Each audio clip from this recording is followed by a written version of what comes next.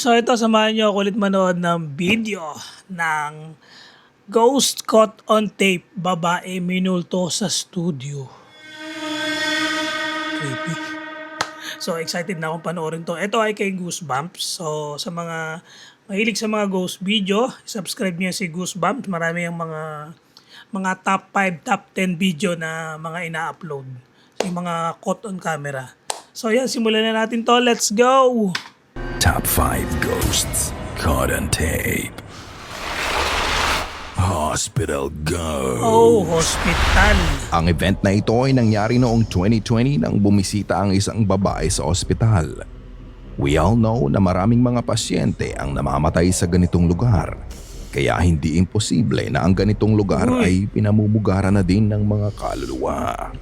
Nang magpunta ang babae sa hallway, may kakaiba siyang nararamdaman na parang may nagmamasid sa kanya. Nakakatakot talaga pag mga hallway, no? Kahit alas isa lang yung itsura niya, nakakatakot pa rin. Iba yung dating, parang may something talaga, parang may lalabas eh. And it creeped her out. Ito ang nakita niya.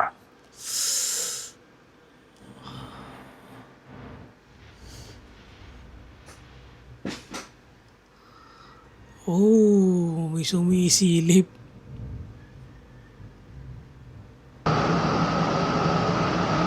Oh. Tapang niya, no? Iba dyan, sisigaw na yan.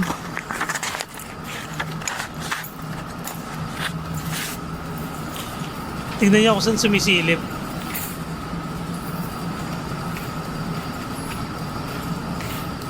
Oh, ang tapang mo, pupunta ka dyan, no?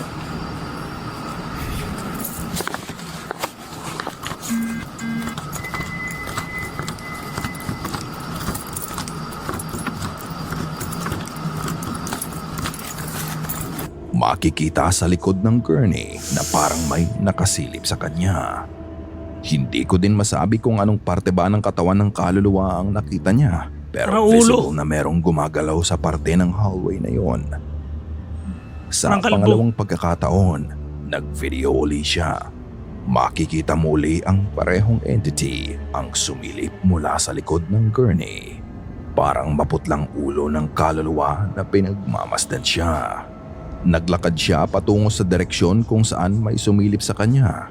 Ngunit pagdating niya sa kabilang dulo ng hallway, wala namang tao doon. Kaya bumalik na lang siya. Ano kaya ang 2 beses na nahagip ng camera niya? Hindi na din ako magtataka kung ito talaga ay isang multo. Dahil ang mga lugar katulad ng mga hospital, maraming tragic deaths ang nangyayari dito at marami ding kaluluwa ang namamahay dito. Yun. Grabe talaga pag ospital. Parang pagpasok mo pa lang, parang may kakaiba ka ng mararamdaman eh. Bukod sa ayaw mong pumasok sa ospital. Alam mo na maraming tragic na nangyari dyan. Kaya marami talagang multo. Haunted Studio. Yan. Ito gusto ko. Si Kelly ay isang foot archer at halos lahat ng video niya ay may kinalaman sa archery. Pinapakita niya ang kanyang practice routine at ibang actual performances na ginagawa niya. Oh my God, She has a habit of recording all of her practice session, mapa-indoor or outdoor man. Ang galing! Isang beses, nerentahan niya ang isang studio para mag-practice for her upcoming performance. She was in the studio alone when all of a sudden, this happened. Last night, I caught on camera one of the creepiest experiences whilst I was training, and it happened over there. To preface this, it was about 11 p.m. at night. I was on my own and I was filming a crossbow video, so I had set all the doors and alarms to let me know if anyone entered, because I needed to make sure that no one would accidentally walk in front of the target. But this is when it gets creepy. I'm just trying to get my angle for the video. But then I think I hear footsteps further down the building. Just watch my reaction.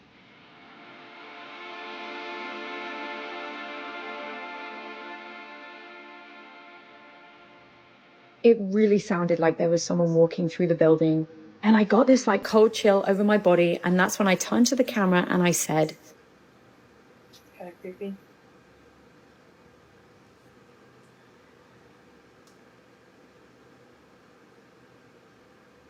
Okay. By this point, I'm thinking to myself, okay, maybe I'm just hearing weird noises. Let's continue filming this video. But this is when things get super, super creepy. Just keep an eye on the curtain in the corner. One.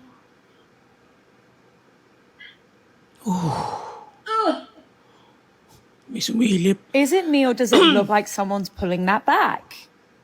Yeah. And the crazy thing is I had no idea until I sat down and edited this video in the studio on my own, and I freaked out. I finally plucked up the courage to see if there was anyone in the back, and the curtain was back to normal. There was definitely no one else in this building. And I know what you're thinking, was it just a breeze? But if you go back to the very beginning of the video, how are no other curtains throughout this whole thing moving? I also have a balloon on my target, so if there was any type of breeze, how would that not be moving? Anyway, I was completely freaked out, but I want to know what you guys think. Habang nasa kaligitnaan siya ng kanyang routine, napatigil na lang siya sa ginagawa niya nang makarinig siya ng mga footsteps sa studio. At hindi lang yun. Habang siya ay nagtatanggal ng kanyang sapatos, makikita ang isa sa mga kortina na kusa na lang gumalaw na parang hinawi.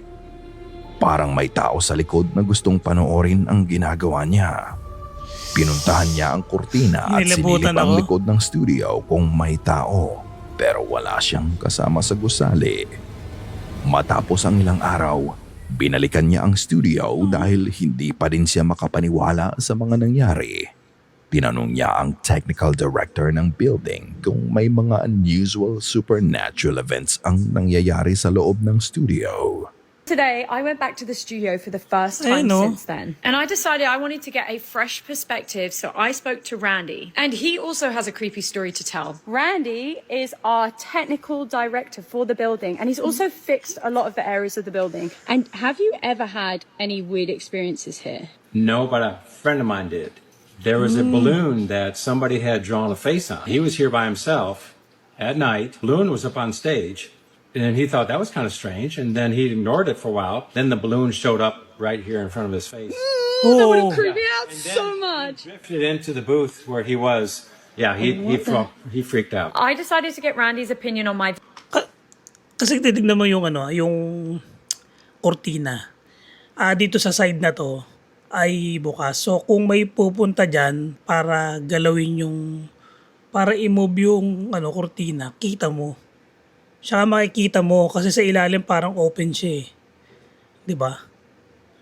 Kaya creepy. So paranormal talaga to. Meron talaga something dyan sa gym na yan. video, especially because he hung these curtains. That shocked me. Yeah. I hung these black curtains. The fact that it blew that way up because there's no vents, is there? Right, there's no vents back here, and it was pulled that direction, and then it didn't swing back. See, if it does Oo move, nga, oo. it's going to fall back. Oo nga oh.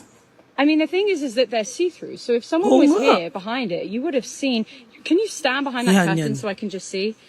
You see, like Oh. I would have been able to see if there was someone behind that curtain. So hopefully that debunks some of the myths, and I'm going to continue training here. In fact, I'm going to be doing TikTok lives here. So follow along in case I get any more spooky content. Grabe yun oh. Hindi mo madidebunk yun eh. Kung paano nangyari yun eh. Kasi makikita mo talaga kung may tao doon na pumunta para hawiin yung kortina. Tsaka anong sense para hawiin mo yung kortina, open naman yung kabilang gilid. Grabe, ang creepy naman sa studio niya. Patuloy siya sa pag-iensayo sa studio. Nang mga sumunod na araw, wala namang paramdam o kakaibang mga pangyayari. Pero Galing niya, isang oh. gabi, bumalik uli ang mga strange activities sa studio that really freaked her out even more. So I'm trying to film an archery video in the room next door, but it's still the same studio. It's 9 p.m, I'm training on my own, and I hear a man's voice as clear as day from behind this door. Heard a voice. Is there someone here?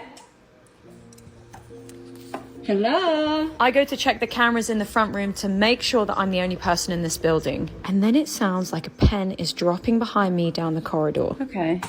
Oh, jeez. Okay. Oh, jeez. What the hell? I got the creeps. Naglalakad. I'm gonna take it that.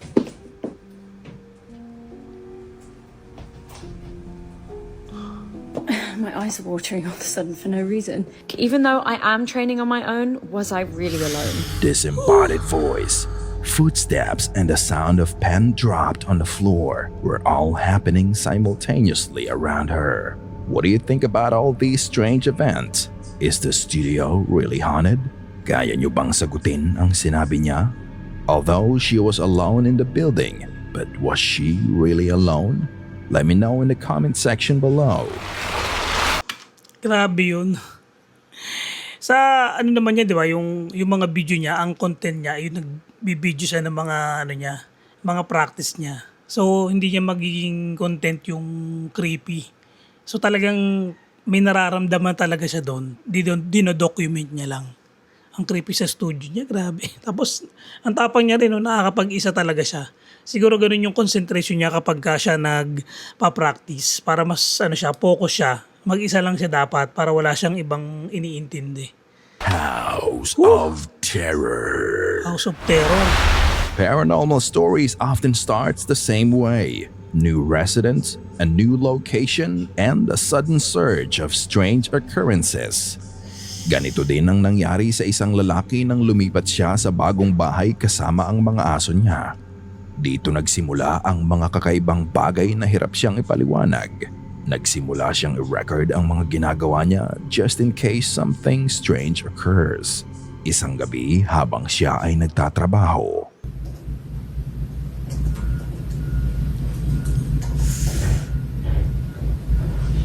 Oh, parang may bumababa.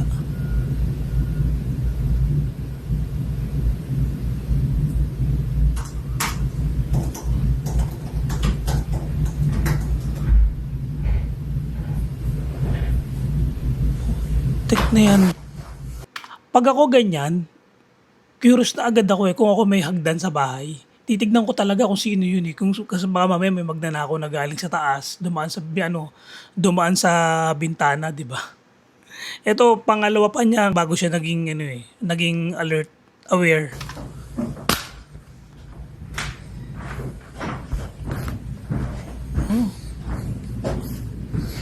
Hello? Oh my God. Pati yung bintana parang gumalaw. Nagsimula siyang makarinig ng mga ingay na nanggagaling mula sa hagdan. Kaya kinuha niya ang camera niya para imbestigahan ang ingay. Habang siya ay naglalakad papunta sa hagdan, bigla na lang bumukas ang pinto sa isa sa kitchen cabinet. Kasabay nun ang maririnig niyo na pagkahulog ng isang bagay na hindi nakita sa camera. At habang siya ay papalapit sa kitchen cabinet, bigla na lang nahulog ang coffee packet na nakapatong dito. Isang beses, nakarinig uli siya ng mga ingay. Kilabot ako. Kinikilabutan ako.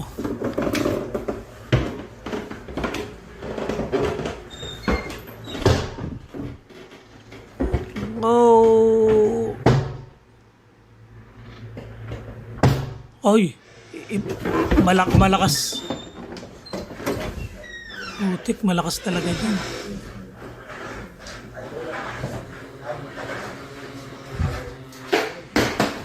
Habang siya ay papunta sa hagdan, may mga kalabog at ingay kang maririnig. Tuloy-tuloy ang mga nangyayari dito at nang siya ay makarating sa gitna ng hagdan, bigla na lang sumara ang pinto sa likod niya. Ito ay paulit-ulit na bumabangag sa paulit-ulit na pagsara at pagbukas. Nagmamadali niyang pinuntahan ang pinto pero nang kanyang tingnan ang likod nito, wala namang kahit sino doon at maya-maya pa, isa pang food container ang nahulog sa harapan niya. Tindi. Bukod dito, may iba pa siyang nakuhaan habang kinukuhaan niya ang treats ng mga aso niya. Sit. Good girls. Pow. Pow. Oh, gagaling lang ang aso niya. Let me get you a treat. Turuan. Wait. There it is.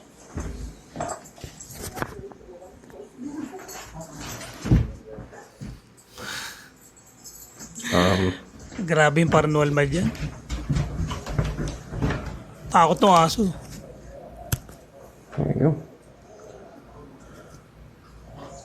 There you go. That was fucking weird.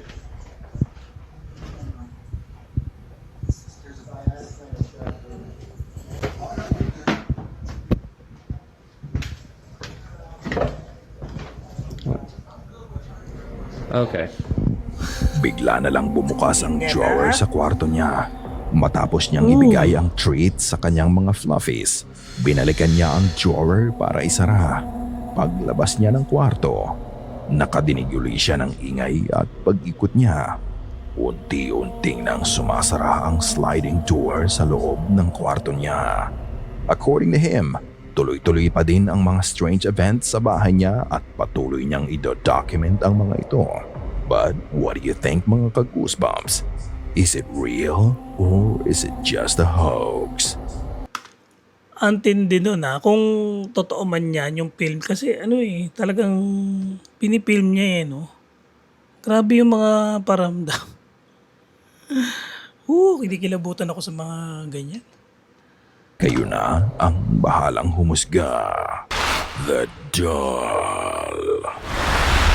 This is another event that happened in the year of 2020. Nakatanggap si Kyla ng isang manika mula sa kanyang tita. Ang manika na ito ay nanggaling pa sa great-great-grandmother niya. At ayon sa kanya, ang manika na ito ay haunted at wala sa ibang kamag-anak niya ang may gustong tumanggap nito. Pero ang anak niyang si Lawson ay na-attach dito, and this is when all the strange events happened. I debated for a long time on if I even wanted to tell this story because, quite frankly, every time I tell it, it just creeps me out all over again. So I kind of try to just not think about it. So back in 2020, my oldest son had just turned 3 around this time. And up until this point, he had been an amazing sleeper. I had received a doll from an aunt that had been passed down in my family. Originally, it belonged to my great-great-grandmother and kind of cycled through every girl in our family. Everybody hates this doll. It's also important to note. Everybody always claimed that this doll is haunted, but when it ended up with us, my oldest son did love this doll. Played with it all the time, talked to it all the time. And not long after he started interacting with this doll did all of this happen. One night he has a terrible nightmare. He's screaming, crying, won't go back to sleep, needs me or my husband with him. He is like staring over my shoulder off into the corner of his room. And I go to turn my head to see what he's staring at, and he stops my face with his hands. He's like, "No, mommy, don't look at him. He's really scary." So I'm like, "All right, let's go lay down in my bed." "Buddy, you're in mommy and daddy's bed. You're safe now. It's fine. Let's go back to sleep." He's like, "I know, but now he's staring at me from over there, a corner in my room." And this is just the beginning of a situation that went on for nearly a year. Almost every single night, he's having terrible nightmares. And it gets to a point where he absolutely refuses to go in he won't even go in his room to play. And he's also telling us in vivid detail the same story every single night, that he is seeing something crawl out of his closet and stand by his window, which is right next to his bed, and it's staring at him like this. I remember that we have leftover holy water from Lawson's baptism. So I'm like, you know what? We don't have anything to lose at this point. So I sprinkle it around his room. He actually slept better that night.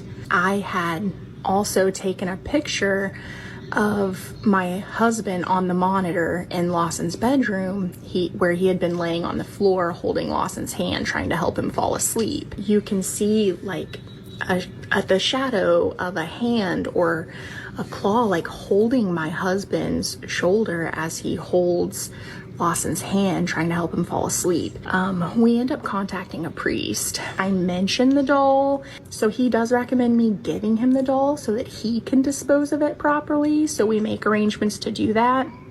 Then he asked me if Lawson is calling this thing by any specific name. And I'm like, he is actually. He calls this thing Bao. And he goes, well, there is actually a demon. There is a powerful demon, and his name is Baal. And he has like a thing for firstborn male children. We get rid of the doll, and eventually things do calm down. He starts sleeping a little better at night. He's not talking about it every day. And I'll post those pictures now.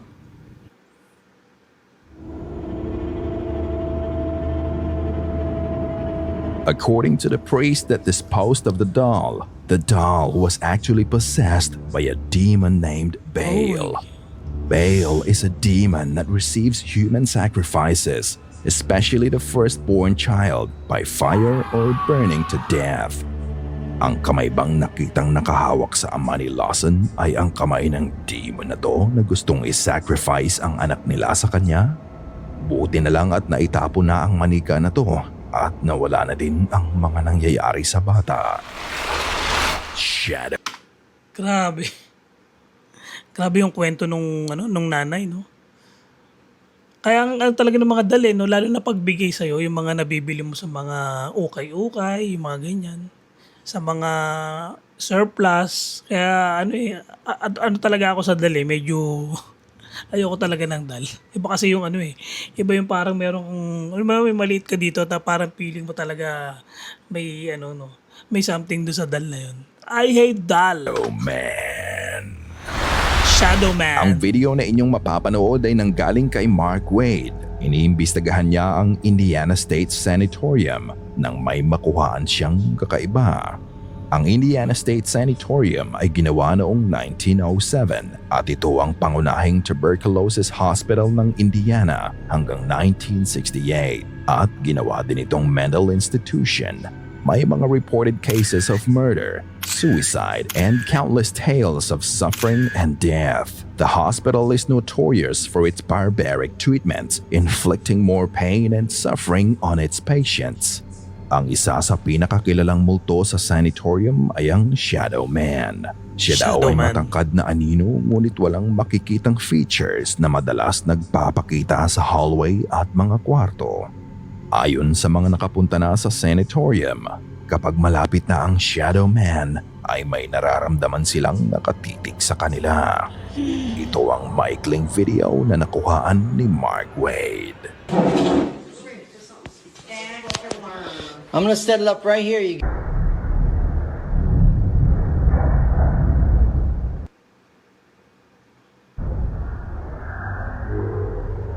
Nakita mo ba yon? Habang siya ay nagsiset-up ng camera niya, hindi niya inaasahang makuhaan ang Shadow Man. Sa madilim na bahagi ng hallway, makikita ang dark, tall figure na tila pinagmamasdan siya. Nang tutukan niya ng flashlight ang kinatatayuan ng anino, ito ay bigla na lang din nawala. Ito nga ba ang actual footage ng Shadow Man sa sanatorium na ito? Isa kaya siya sa mga namatay na pasyente sa hospital na hanggang ngayon ay hindi pa din matahimik? Sana ay kinilabutan ka sa mga video. Grabe. So ayan, another video na kikilabutan ka talaga. So yan, thank you sa inyong panonood and goodbye.